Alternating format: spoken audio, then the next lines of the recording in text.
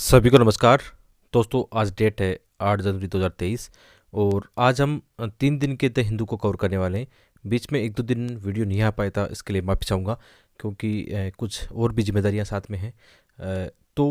हमेशा मैंने आपको कहा है कि यदि 1-2 दिन वीडियो नहीं आता तो चिंता मत करना, मैं उनको आराम से कवर करा दूंगा। अपना जो कंटेंट है वो हमेशा की तरह अच्छा रहने वाला है, कभी भी हम इससे पीछे नहीं भागने वाले हैं। तो आज जो अच्छे टॉपिक कवर करने वाले हैं, जैसे इसमें इन्वायरमेंट के आपको अच्छे क्वेश्चन यहाँ पे जो प्रीलिम्स एग्जाम में आते हैं तो इन्वायरमेंट के अच्छे टॉपिक देखने को मिलेंगे।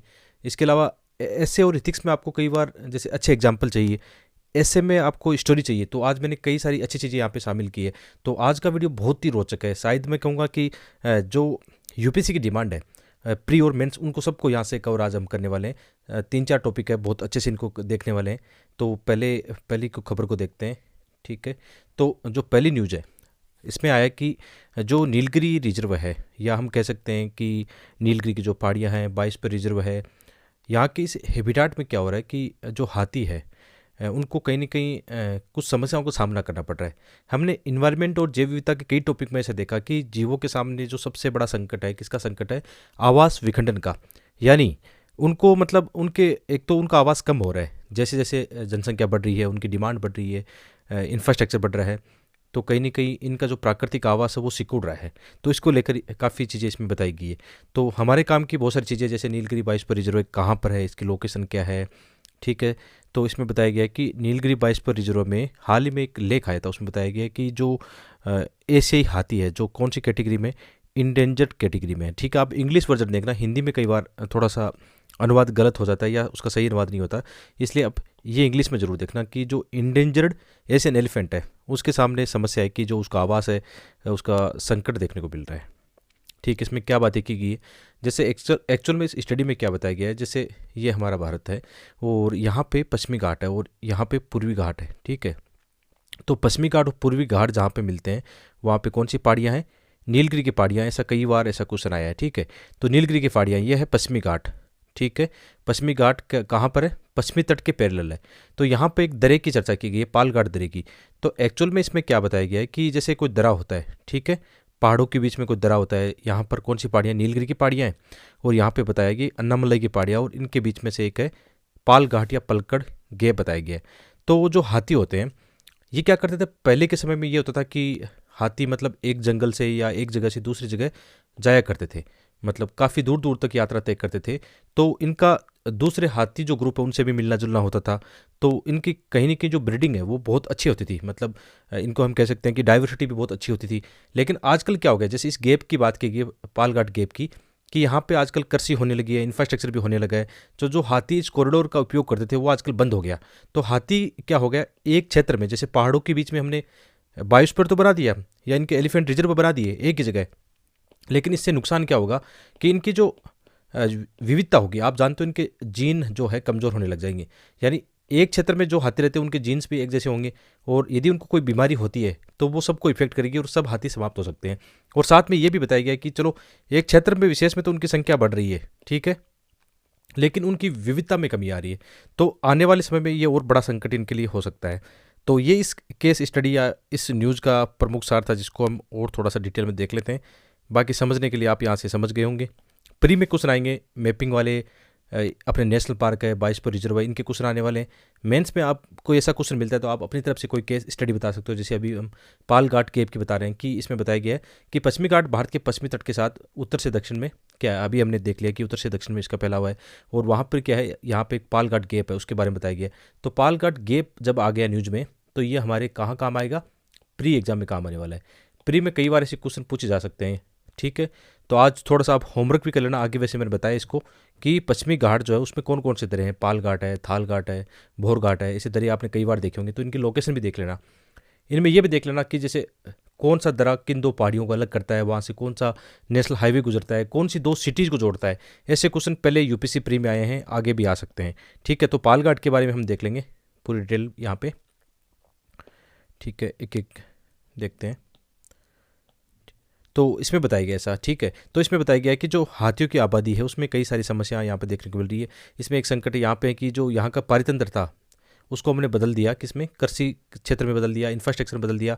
तो ये जो कॉरिडोर है ना काफ़ी सिकुड़ गया है, जो पाल घाट वाला जो कॉरिडोर सिकुड़ गया है। और कई बार आपने देखा होगा ना कि ग्रीन कॉरिडोर बनना चाहिए या एलिफेंट कॉरिडोर बनना चाहिए, ताकि जो हाथी है आसानी से, मतलब जैसे हम बात करें 2 जंगल है ऐसे, ठीक है, अब 2 जंगल के बीच में कनेक्टिविटी नहीं है, तो पहले तो क्या था, पूरा पूरा जंगल था यहाँ पे, तो हाथी आराम से चले जाते थे, ठीक है। तो आजकल अब किस चीज़ की चर्चा चल रही है कि इनके बीच में कोई कॉरिडोर बना दे, ग्रीन कॉरिडोर जिसको है ना, तो हाथी आराम से क्या करे, इस कॉरिडोर का उपयोग करते हुए एक स्थान से दूसरे स्थान में चले जाएं। तो ऐसे प्रयास आपने कई बार सुने होंगे ना, ग्रीन कॉरिडोर वाले, तो ऐसे प्रयास किए जा रहे हैं, इन समस्याओं को समाधान निकाला जा रहा है ऐसा, ठीक है। तो इसको आपने देख लिया आराम से, तो इसको भी हम जानेंगे भी, नीलगिरी बायोस्फीयर रिजर्व के बारे में कई बार हम इसके बारे में जान चुके हैं। और इस क्षेत्र में लगभग 6000 हाथी मतलब है। और आगे बढ़ते हैं, ठीक है। तो पालघाट जो गैप है, ठीक है, ये क्या कर रहा है कि इसमें संकट देखने को मिल रहा है विशेषकर। तो ये इसमें से क्या हो रहा था कि हमने मानव बस्तियों को यहाँ पे बसा दिया, फसलों की खेती यानी फसलों का विस्तार किया है, तो हाथियों के लिए क्या हुआ, इसमें आवाजाही बाधित हो गई एक तरह से। तो इनका जो क्षेत्र है एक पहाड़ी क्षेत्रों तक ही सीमित रह गया, ये एक संकट है। और इसमें एक समस्या क्या आई, इन बाधाओं से क्या हुआ कि जो इनका जीन प्रवाह है, ठीक है, इनकी जो आपस में जो क्रॉस ब्रीडिंग होनी चाहिए थी, या आपस में मतलब दूसरे समूह के साथ इनके संबंध बनने चाहिए थे, वो नहीं बन पाए, जिसके कारण इनका जीन प्रवाह कम हो गया। तो इससे क्या हुआ, देखो इनके आपस में प्रजनन तो ठीक है, इनके चलो नई जनरेशन भी हो रही है, लेकिन उसमें जैव विविधता कम आएगी, यानी जेनेटिक विविधता भी कम आने वाली है। तो उससे फिर आगे जाके बीमारियां लग सकती है या नष्ट हो सकते हैं, इस स्टडी में ऐसा बताया गया है। तो यहाँ पे कम आनुवांशिक विविधता की समस्या आएगी, बीमारी बढ़ने की संभावना हो सकती है, और आगे जाके क्या होगा, इनकी प्रजनन दर कम हो जाएगी, और आगे फिर हाथियों की संख्या भी इससे प्रभावित हो सकती है, ठीक है। और इसमें एक पत्रिका भी है, उसमें बताया गया है कि एक ग्लोबल इकोलॉजी एंड कंजर्वेशन में प्रकाशित 2021 स्टडी के अनुसार बताया गया है कि जो उत्तरी और दक्षिणी आबादी के बीच में आनुवांशिक जो अंतर होना चाहिए था, उसमें मध्यम स्तर का ही पाया गया, इसमें एक उच्च स्तर का नहीं पाया गया है। तो कहीं न कहीं इनका जो बीच में एक है कि जीन प्रवाह जो है वो सीमित हो जाएगा, ठीक है। ऐसी स्टडी कई बार काम आती है, ठीक है, पढ़ने में देखने में कई बार थोड़ा सा टफ लग सकता है, लेकिन कहाँ काम आती है, प्री में से क्वेश्चन कई बार बने हैं। यदि थोड़ा सा एनालिटिक क्वेश्चन बनेंगे, यदि तार्किक रूप से ऐसे क्वेश्चन बनने वाले हैं, तो वहाँ पर ये चीज़ आपकी स्टडी काम आने वाली है। और मेंस के एग्जाम में भी आप अपनी तरफ से ऐसी स्टडी को कोट कर सकते हो, बता सकते हो, ठीक है। तो जब हम पलक्कड़ गैप पढ़ रहे हैं, अब पलक्कड़ या पालघाट गैप पढ़ रहे हैं, तो अपने प्री में यहाँ से क्वेश्चन बन सकता है। तो ये आपका हो गया कौन सा, पश्चिमी घाट यहाँ पे हो गया, यहाँ पे ऊपर थाल घाट है, भोर घाट है, और यहाँ पे हम पढ़ रहे हैं कौन सा, पाल घाट पढ़ रहे हैं। तो पाल घाट किन 2 पहाड़ियों को अलग करता है, नीलगिरी को, और किसको, इसको अनामलई को, इनको अलग करता है, ठीक है, पाल घाट। अब इनके बीच में कौन से 2 शहर हैं वो भी ध्यान रखना, कौन सा यहाँ से नेशनल हाईवे गुजरता है, ये आपका होमवर्क है। यदि आप ऐसा करते हो, जैसे मैं कई बार आपको बताता हूँ कि ऐसा करना, तो बेनिफिट ही मिलने वाला है, 1-2 क्वेश्चन एक्स्ट्रा ही सही करके आओगे, ठीक है। तो पालघाट गेट कहाँ है, ये तमिलनाडु में कोयम्बटूर और केरल में पलक्कड़ के बीच है, ठीक है। ये 2 शहरों को जोड़ता है, ध्यान रखना, इनको जोड़ता है। और इसकी जो है ऊंचाई वगैरह ये ज़्यादा काम की नहीं है हमारे, ठीक है। और ये किन 2 पहाड़ियों को मतलब अलग करता है, ये इंपॉर्टेंट है, किन 2 पहाड़ियों के बीच में, नीलगिरी पहाड़ियों में, उत्तर में नीलगिरी पहाड़ियाँ हैं और दक्षिण में क्या है, अन्नामलई पहाड़ियाँ हैं, ठीक है। तो यहाँ से प्री में ऐसे क्वेश्चन पहले आ चुके हैं, आगे भी ऐसे आने की पूरी संभावना है, इनको आप जरूर देखना, एक बार अपने अपने से रब कार्य करके ऐसा जरूर कर लेना, ठीक है। इनको भी देखना, थालघाट बोरघाट ये किन किन पहाड़ों को अलग करते हैं, किन माउंटेन को अलग करते हैं, इनको भी देखना। एक ऐसा भी करना, उत्तर से दक्षिण, पूर्व से पश्चिम जो पहाड़ियाँ होती है ना, उनका क्रम जरूर जान लेना।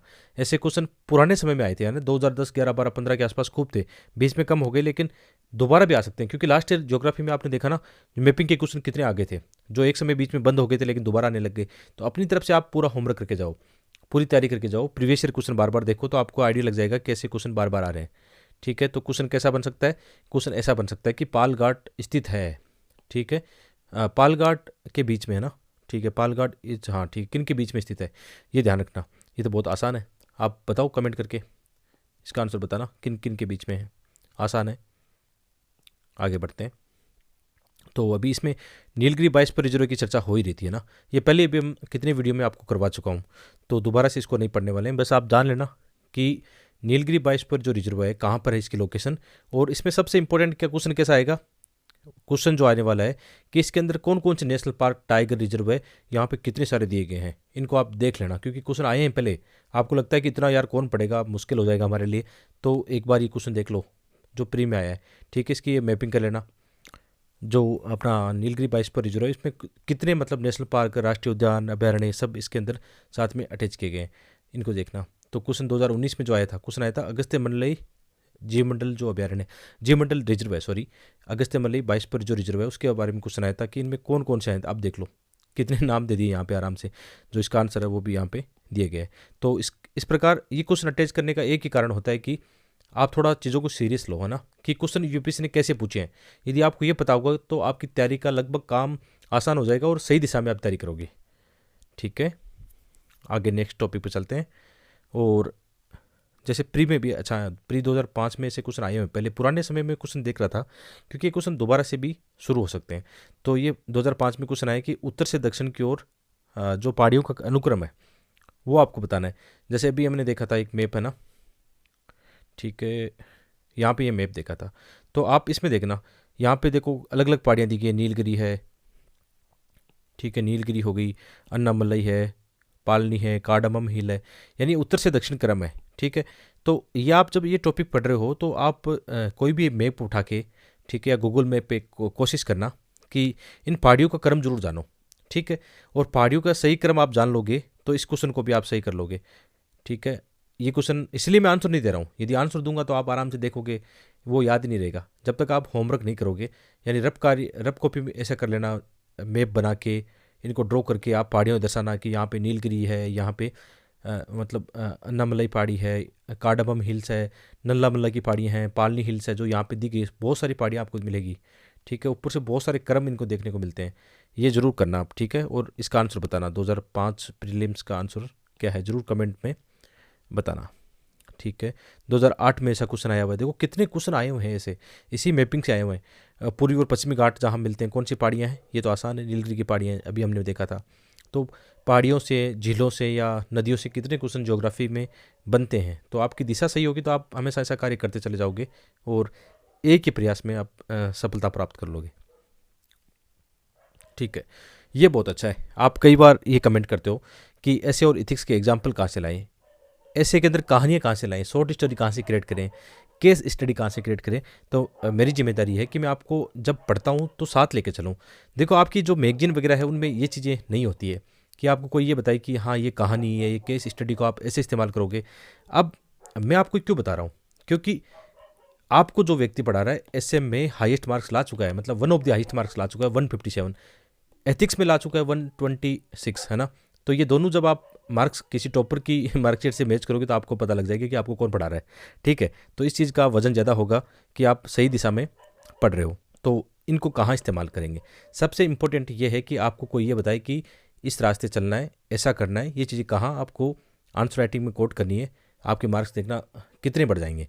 ठीक है, तो इसको जैसे ऐसी बात करें कि एक इस स्टोरी कहती है कि राजस्थान में एक टीचर है, मतलब इन्होंने बड़ा महान कार्य किया है, हम कह सकते हैं इनको, मतलब कौन सा वृक्ष शिक्षक के नाम से भी जाने जाते हैं, ट्री टीचर हैं ये। इन्होंने बहुत अच्छा एफर्ट किया है।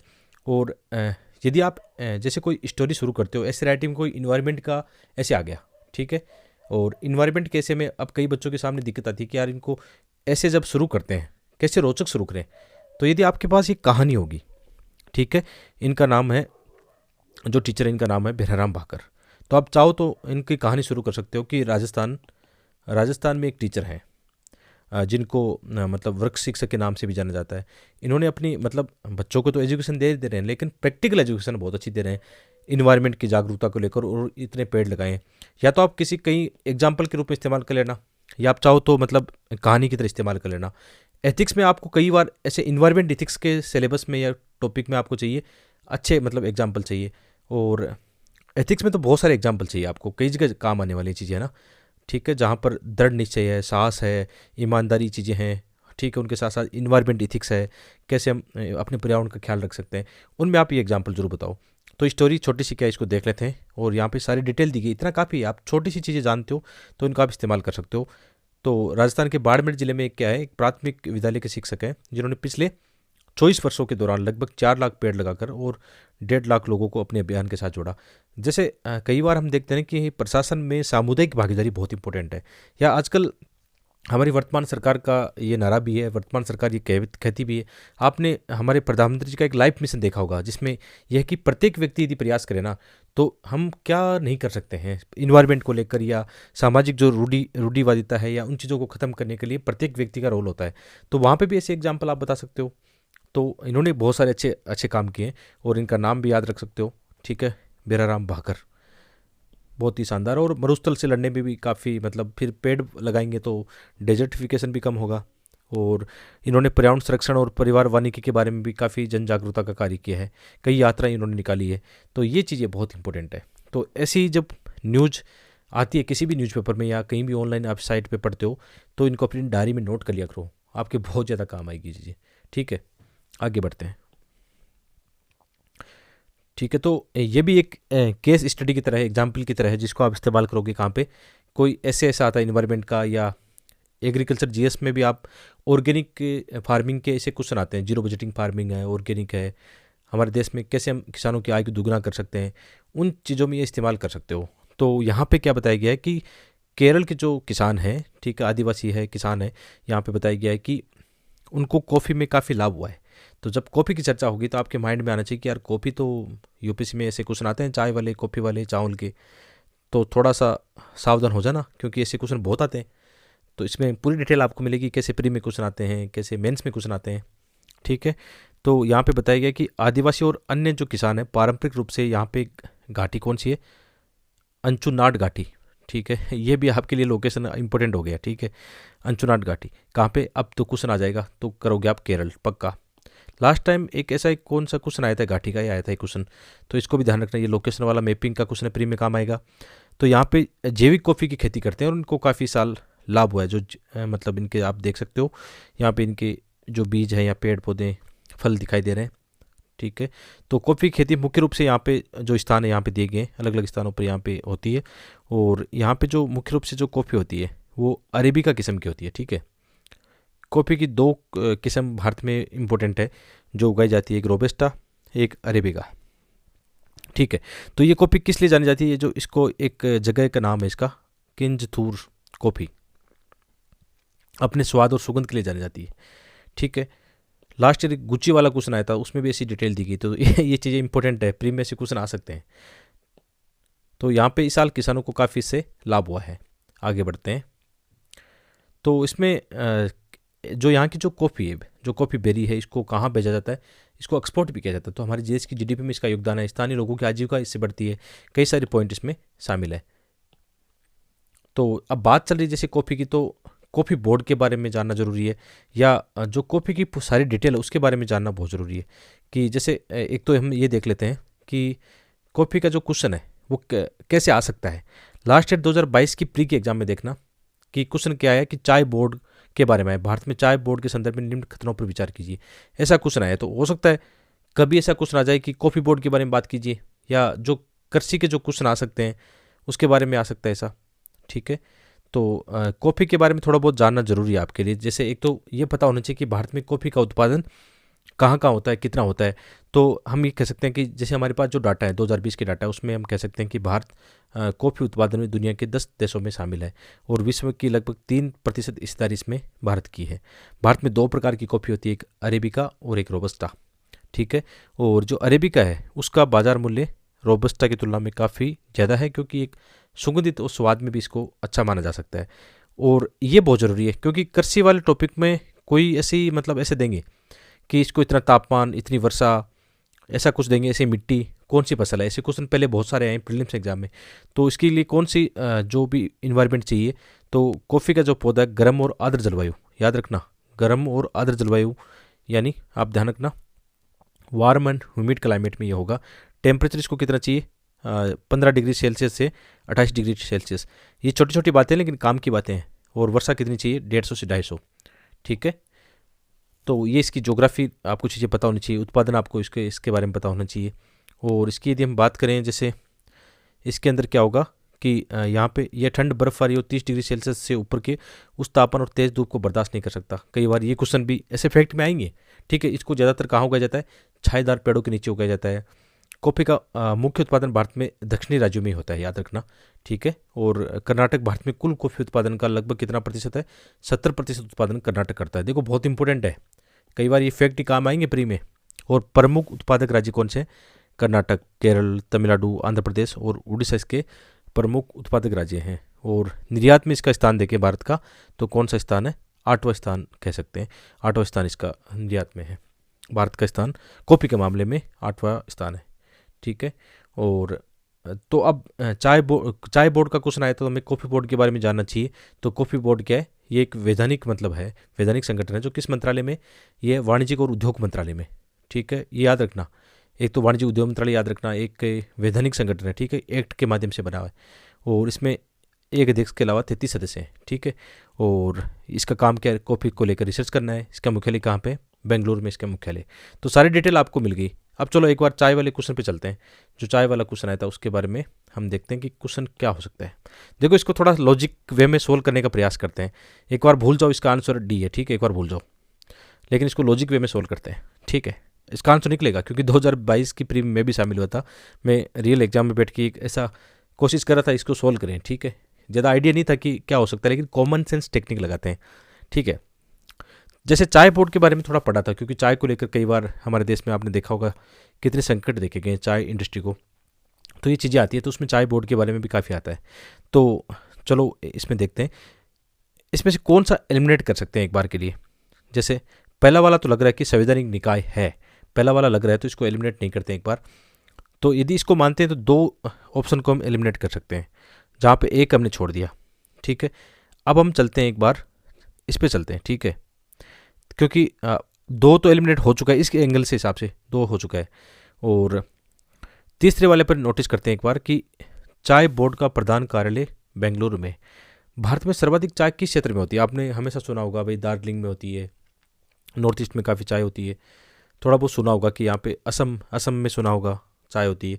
तो थोड़ा सा ऐसा लगता है ना कि बेंगलुरु में शायद नहीं होना चाहिए, क्योंकि जहाँ पे जो चीज़ें ज़्यादा होती है संभावना ये बनता है कि जैसे कॉफ़ी का हम देख रहे थे अभी कि कॉफ़ी साउथ इंडिया में ज़्यादा हो रही है, कर्नाटक में सर्वाधिक हो रही है, तो इसका कार्यालय कहाँ पे हो सकता है? बेंगलुरु में हो सकता है। लेकिन चाय का थोड़ा डाउट करता है।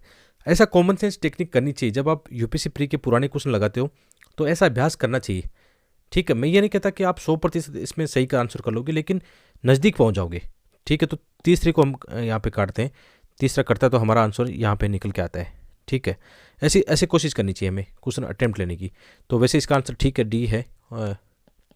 ये हमने चेक भी किया, इसका आंसर ठीक है, डी मान सकते हैं अब तो ऐसे करना चाहिए आपको। तो ये हमारा आज का टॉपिक जैसे इसमें था कि कॉफ़ी के बारे में इतना ही था कि कॉफ़ी से किसानों को लाभ हो रहा है, लेकिन जब आप पढ़ते हो तो ये चीज़ें बहुत सारे काम आती है, इसमें बहुत सारा रिसर्च करना पड़ता है बाद में। तो ये निश्चित रूप से आपके काम आएगा, काम आता है। तो आप यदि पसंद करें तो इसको लाइक ज़रूर करना, ये वीडियो देख रहे हो तो नेक्स्ट यहाँ पे न्यूज़ देखते हैं। ये मेघालय की न्यूज़ है और इसमें कई बार क्वेश्चन पहले भी आ चुके हैं इसको लेकर। 2015 में यहाँ से क्वेश्चन था। कभी आपने सुने होंगे कि जो रूट ब्रिज है, यानी पेड़ों की जो जड़ें हैं उनको जोड़कर एक ब्रिज बनाया जाता है, ये एक प्राकृतिक ब्रिज होते हैं जो कहाँ पे, ये एक स्टोरी की तरह इसमें आया था आज के द हिंदू में। तो उसमें बताया गया कि एक बच्चा होता है, उसका नाम है हालीवार। इस स्टोरी को आप लिख सकते हो निबंध में, शॉर्ट स्टोरी के रूप में। कभी कभी इंट्रोडक्शन में आपको कुछ रोचक स्टोरी चाहिए लिखने के लिए, तो वहाँ ऐसा काम आ सकता है कि जो वो बच्चा छोटा होता है, 10 साल का होता है, तो वो ये देखता है कि उनके जो माता पिता है नदी को पार करने में काफ़ी उनको परेशानी आती है, तो वो एक ब्रिज बनाने की सोचता है। तो उस समय तो नहीं बना पाता, लेकिन बाद में वो देखता है कि उनके आसपास एक परंपरा है रूट ब्रिज बनाने की, एक परंपरागत रूप से जो उनके बड़े बुजुर्ग ऐसी परंपरा सिखाते हैं। तो उन्होंने सीख कर ऐसा एक ब्रिज बनाया। कहाँ पे? एक नदी, छोटी नदी है, ओमकार नदी। ये लोकेशन कभी कभी आ सकती है, देख लेना। ज़्यादा बड़ी नदी तो नहीं है, लेकिन कभी ऐसा क्वेश्चन पूछ लिया जाता है प्री एग्जाम में मैपिंग का, तो ध्यान रखना। तो इस रीजन में क्या है कि आप जानते हो कि चेरापूंजी है, मोहनसिंह राम है, यहाँ पे काफ़ी ज़्यादा वर्षा होती है, तो वहाँ पे काफ़ी आपदा की समस्या आती है, प्राकृतिक आपदाओं, बाढ़ की इनकी समस्या आती है। तो फिर ये बांध बहुत काम के वहाँ के, ठीक है। तो क्वेश्चन ऐसे आएगा प्री में, लेकिन प्री में जैसे पहले क्वेश्चन आ चुका है। पहले क्वेश्चन कौन सा आया था एक बार आपको मैं दिखा देता हूँ। 2015 में क्वेश्चन आ चुका है, बहुत आसान। देखो जीवित जड़ पुल वाला जो क्वेश्चन है 2015 प्रीलिम्स में आ चुका है। तो आगे भी ऐसे क्वेश्चन आ सकते हैं, लेकिन थोड़ा सा घुमा फिरा के आएंगे। जैसे इसमें कौन सा जो पेड़ है जो यहाँ पे उपयोग में लिया जाता है, तो ये है रबर फिग, नाम है इसका, फिकस इलास्टिका। ये इंपॉर्टेंट इसमें फैक्ट है, ठीक है, जो प्री एग्जाम में काम आएगा। तो ये एक सिंपल सा टॉपिक था, ज़्यादा कोई मेंस के एग्ज़ाम में काम का नहीं, केवल कहाँ पे काम आएगा, प्री एग्ज़ाम में काम आएगा। ठीक है, तो यहाँ पे पूरी चीज़ें दी गई कि इनको स्थानीय रूप से क्या बोला जाता है।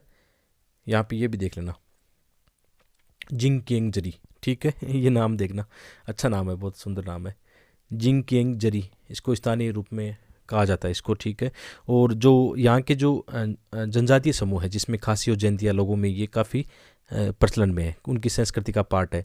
और एक अच्छी बात भी ये बताई गई कि कैसे मतलब जो यहाँ की स्थानीय जो जनजातीय आबादी है अपनी प्रकृति का ख्याल रखती है, प्रकृति के साथ कैसे जुड़ी हुई है। जहाँ पे हम सस्टेन डेवलपमेंट की बात करते हैं, कैसे हम इन्वायरमेंट की रक्षा करें, इन्वायरमेंट को साथ लेकर चलें, तो वो चीज़ें यहाँ पे बहुत ज़्यादा देखने को मिलती है।